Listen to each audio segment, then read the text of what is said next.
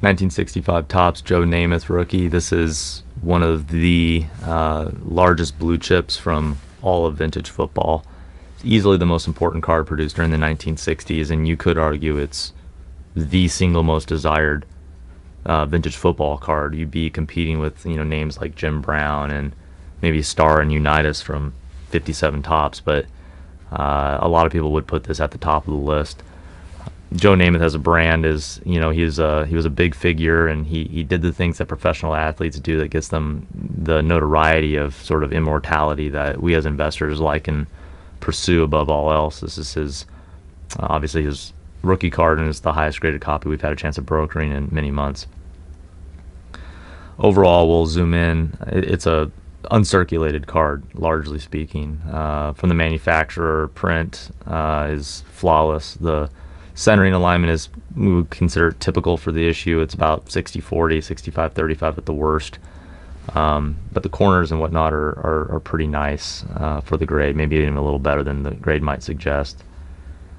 Chipping is absent.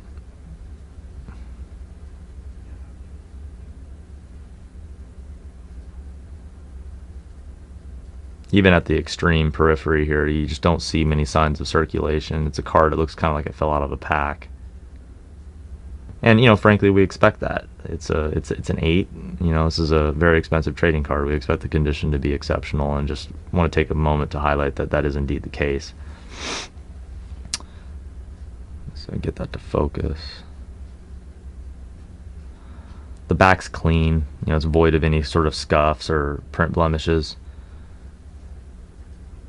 In some ways, I can tell what's going on with the back of the corners better than the front, just because the cardstock sort of grabs the light a little better. But it's a great chance to see like that natural eggshell texturing that you see in the cardstock. It's just a proof that the card really hasn't been handled very much. It's been stored in someplace void of oxidation conditions and all kinds of things. It's just a packed fresh card.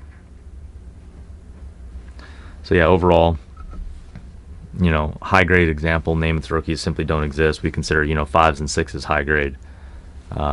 If we're lucky, we might get a PSA 8 to surface a couple times a year. This is the first one we've had in quite some time.